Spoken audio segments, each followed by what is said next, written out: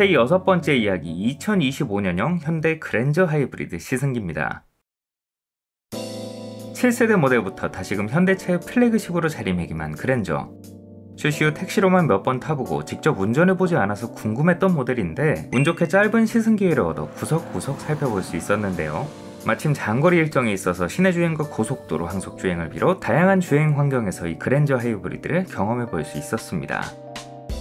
제가 타본 모델은 1.6L 터보 하이브리드 파워트레인에 모든 옵션을 추가한 캘리그라피 트림으로 그릴과 엠블럼 등 일부 디테일을 블랙으로 처리해 고급감을 더한 블랙 익스테리어 패키지가 적용된 모델입니다. 먼저 2025년형으로 거듭나면서 달라진 디테일들이 있습니다. 기존에는 엠블럼과 레터링을 검게 하려면 블랙 잉크 트림을 선택해야 했는데요. 휠까지 온통 검은색으로 실내 색상마저 블랙 원톤으로 고정되는 것이 부담스럽기도 했죠. 연식 변경 모델부터는 블랙 잉크의 디테일과 기존 캘리그래피의 화사함을 한 번에 누릴 수 있도록 선택지가 늘어났습니다.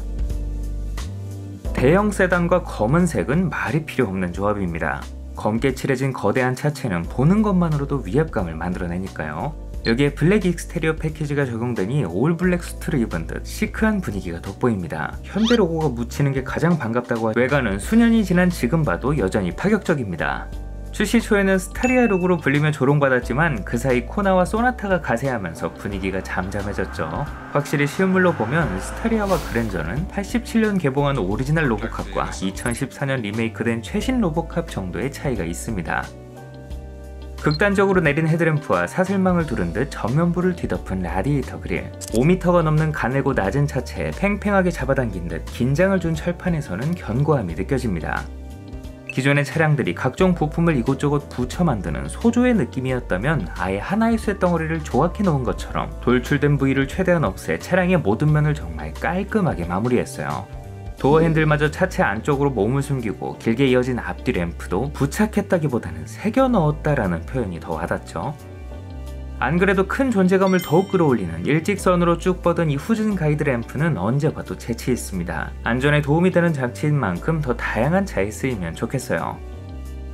다만 블랙 컬러에서는 1세대 그랜저의 헤리티지를 반영한 디테일인 분할된 쿼터 글래스가 돋보이지 않는 것이 아쉬웠습니다. 사실 이 신형 그랜저의 외관을 독특하게 만들어주는 특징적인 부분이라 개인적으로 이 신형 그랜저를 구매한다면 이것 때문이라도 밝은 컬러를 선택할 것 같아요. 그리고 이 하단에 자리한 방향지시 등 SUV는 그나마 차고가 높으니 그렇다 쳐도 세단에까지 이러는 건 아무리 봐도 납득이 되지 않습니다. 안 가잖아, 납득이. 또 신리스 호라이즌 램프를 DRL로 사용하는 대낮에는 양 끝쪽이 두드러져 다소 어벙한 인상이 된다는 것도 아쉬운데요. 현행법상 좌우 램프 간의 간격을 둬야 하기 때문인데 하긴 이 한 줄이 전부 들어오면 밤에도 이것만 켜고 돌아다니는 스텔스 아닌 스텔스 차들이 많아지겠네요. XG 시절의 영광이 떠오르는 감성 충만 프레임리스 도어를 열고 들어온 실내는 외관의 첨단 감각을 고스란히 품었습니다. 1세대를 타보지 않았기 때문에 향수 같은 건 느껴지지 않습니다만 넉넉한 차체에서 오는 공간감, 고품질의 소재가 돋보이는 단순하지만 심심해 보이지 않는 구성과 두툼한 스포크가 돋보이는 스티어링 휠의 질감만으로도 고급차에 탔다는 느낌은 확실하게 전달해줍니다. 여기에 칼럼식 변속 레버와 터치 스크린을 더한 공조장치까지 외관과 마찬가지로 현대적인 분위기를 뽐내는데요. 왠지 차 안에서 단내가 날 것 같은 브라운 베이지 투톤 인테리어가 포근하고 화사한 느낌을 더해주는데 확실히 밝은 톤의 내장은 디자인과 차급을 막론하고 차를 1.5배 정도 고급스럽게 만들어주는 것 같아요. 이전 더 뉴 그랜저와 유사한 레이아웃을 취하면서도 한옥의 처마를 모티브로 했다는 디테일로 신형 그랜저만의 개성을 가지는 것도 좋은 부분이고요.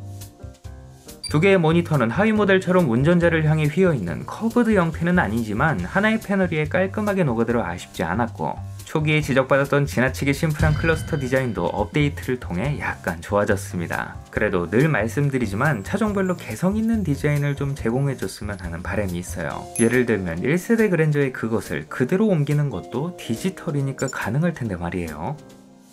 모니터의 크기를 키워 시인성을 높인 터치식 공조장치는 작동하고 있는 기능을 직관적으로 알 수 있게 했고 누를 때 효과음과 진동으로 피드백을 줘 조작감을 개선했어요. 14개 스피커의 보스 프리미엄 사운드는 EV 모드로 엔진까지 숨을 죽이는 고요한 차 안에서 더욱 빛을 발했습니다. 준수한 해상력은 물론이고 금속 커버로 감싼 트위터 스피커가 실내의 고급감을 한층 더 끌어올리는 느낌이었는데, 이게 사이드미러를 볼 때마다 한 번 더 눈길이 가다 보니 천장을 뒤덮은 스웨이드 헤드라이닝까지 자연스럽게 시선이 이어지는 것 같아요. 화려한 간접 조명식 앰비언트 라이트, 룸미러도 테두리를 매끈하게 다듬어 한층 고급스러워졌습니다. 또 스마트폰으로 차량을 운행할 수 있는 디지털 키, 원격 주차 보조 시스템이나 콘솔 박스에는 작은 소지품을 소독할 수 있는 자외선 살균 기능까지 내장하는 등 깨알 같은 기능도 빠짐없이 챙겼죠. 뒷좌석 공간을 빼놓을 수 없죠. 거주성과 편의성 모두 패밀리카로 이용하기에도, 중요한 손님을 모시기에도 부족함이 없었습니다.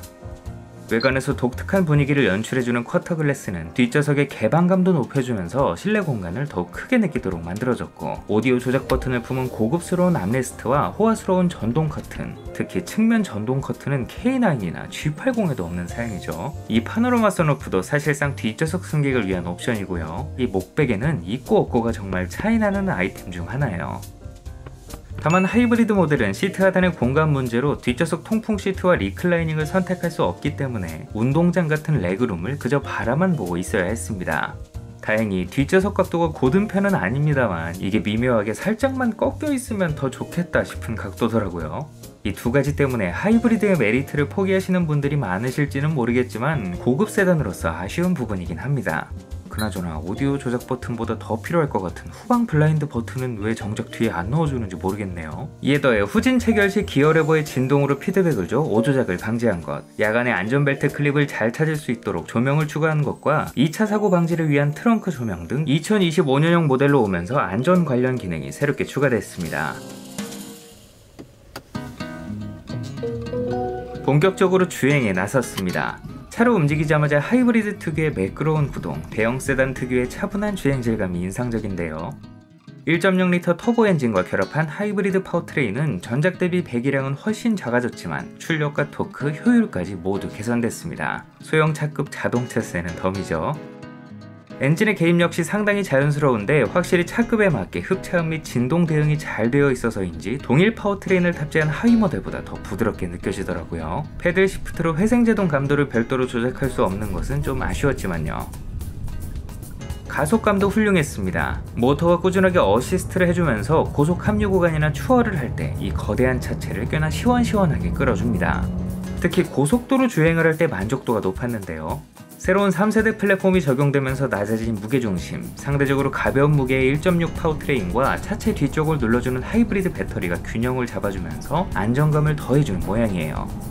대대로 현대차들이 고속으로 갈수록 부웅 뜨는 듯한 느낌으로 욕을 많이 먹었는데, 3세대 플랫폼이 등장한 이후로는 말 그대로 옛말이 됐습니다.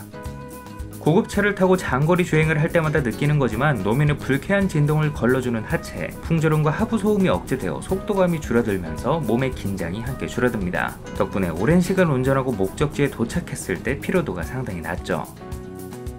감도를 개선한 정전식 스티어링 휠은 고속도로 주행 시에 확실히 체감이 되는 사양입니다.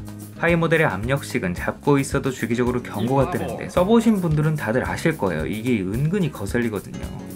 뭐야, 이거 왜 이렇게 맛있어? 승차감도 준수했습니다. 하이브리드의 무게감과 프리뷰 전자제어 서스펜션이 좋은 시너지를 일으킨 덕분인지 20인치에 달하는 신발을 신고 있다는 것을 잊고 있었을 만큼 기분 좋은 승차감을 제공했어요.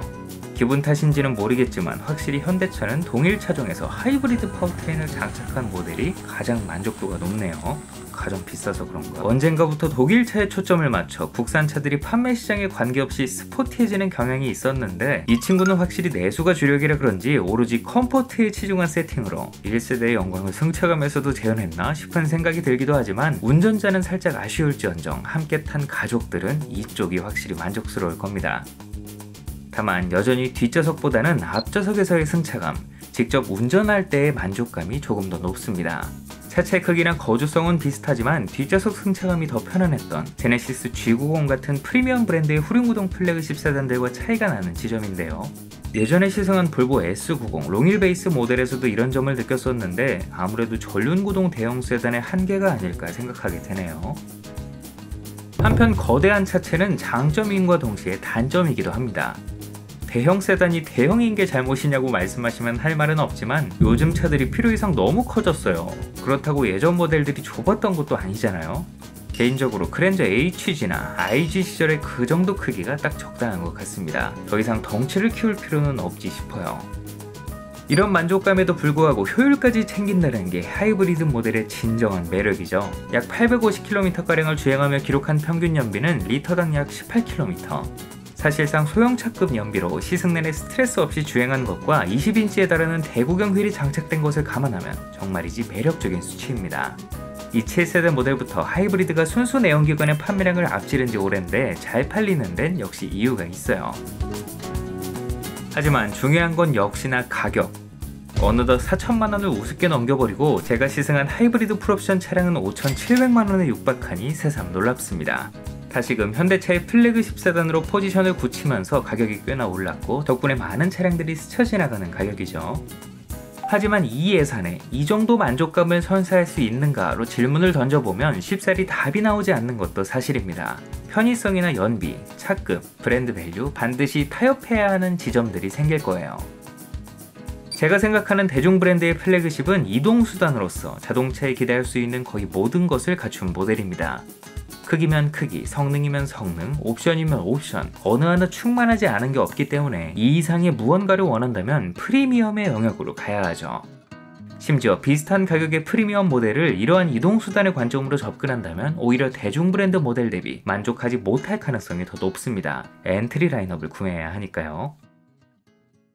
전반적으로 7세대 그랜저 하이브리드는 마땅한 대안이 없는 가격대에 걸맞는 상품성을 충실하게 갖춘 모델이었습니다.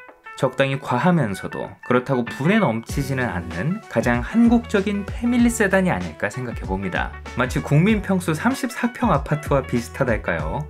근데 국민이라는 수식어가 붙어있는데 왜 막상 손에 넣기는 둘 다 쉽지 않은 걸까요? 외관에 대한 호불호와 최시초 각종 결함으로 얼룩진 온라인상의 인식에도 불구 역시 시장, 즉 판매량은 거짓말을 하지 않는다는 걸 이 그랜저를 통해 확실하게 알 수 있죠. 밤 공기가 눈에 띄게 선선해졌습니다. 지긋지긋한 더위와 습기가 물러가니 조금은 기운이 나는데요. 일교차가 큰 만큼 모두 건강관리 유의하시길 바라겠습니다. 그럼 다음 영상에서 뵐게요.